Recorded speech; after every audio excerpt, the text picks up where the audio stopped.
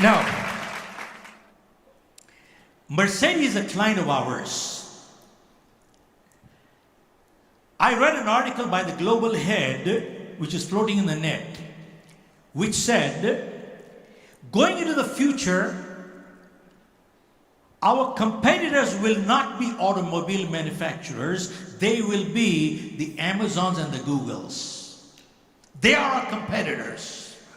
And he said, with the speed of change, the way things are happening, products are getting obsolete the day they're getting launched. And knowledge is getting obsolete within 2 to 3 years. Folks, go check out engineering graduates. By the time they get to the 4th year, what they learned in the 1st year became obsolete. Are you with me? And go check out medical graduates. By the time they get to the 4th and the 5th year, what they learned in the 1st year became obsolete. So literally, with the speed of change, things are happening which we never imagined. Did we ever imagine of driverless cars, flying taxis, virtual doctors, virtual clinics? We never imagined such things. But these are becoming reality. And he said one more thing. He said, the way things are happening today,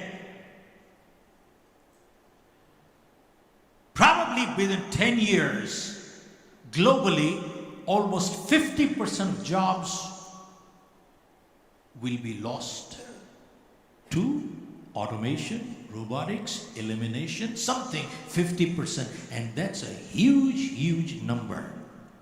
Now, folks, keep that in mind. Either we have a great opportunity or we are in deep trouble. Now, it has literally become a cliche. The only constant is, say it loudly, the only constant is change. Folks, when I read the only constant is change, I started thinking, is there anything else in this world that is constant? So I started penning down an article which I sent to New York Times for publication, which they sent back without publishing, saying, please condense why I'm condensing. But the article said, folks, besides change, there is something else which is constant. There are 3 things that are constant, folks. They have never changed, they will never change. And what are they? I wrote in that going into the future, the only people who will succeed in life are those who master 3 skills that are constant. They have never changed, they will never change. Folks, 3 things that are constant, never change. Number 1, people skills. Number 2, persuasion skills. And number 3, prioritizing skills. I repeat one more time. 1, people skills. 2, persuasion skills. And 3, prioritizing skills. They have never changed. They will never change. Folks, why do I say people skills? Folks, I make a commitment to you people that by the end of this program, my session, you will walk away with 3 take-homes to implement. Because if we do not take anything which is implementable, this 2 hours is a waste, yes, no? Yes, no? Okay, it's a waste. So I make a commitment, you will have 3 take-homes. Folks, let me ask you, as a vendor or as an entrepreneur, you have vendors, don't you? Supposing you were to choose a vendor tonight, a fresh vendor, what criteria would you choose, what you look for in this vendor who would be supplying to you? What qualities would you be looking for in this person you would like as a vendor? Somebody give me a hand. Raise your hand, please. Sir, what qualities would you be looking for in this person who's going to work for you? Okay, sir, put the word trustworthy.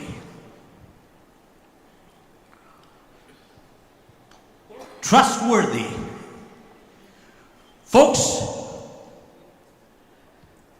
why do you go to a doctor 10 miles away, bypassing 10 other doctors on the way? Is he the most qualified? Probably not. Why do you go to him? Trust. Why do you get your car repaired from a mechanic 10 miles away, bypassing 10 other mechanics on the way? Is he the most qualified? Probably not.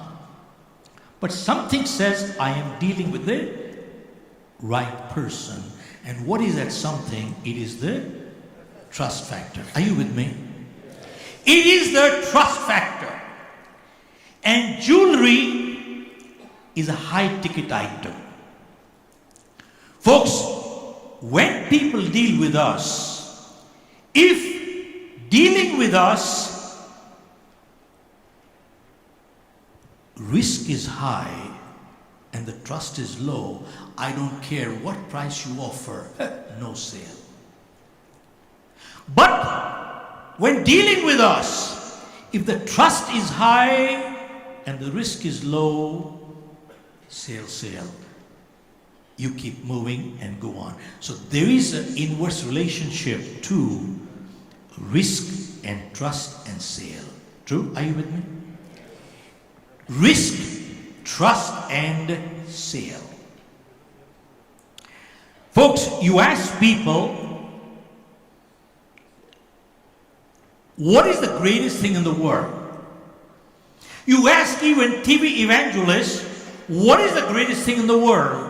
And they'll tell you, love is the greatest thing in the world. But the way I see it, trust in many ways is a much greater compliment in life than love. There are people we love, but we cannot trust. Folks, once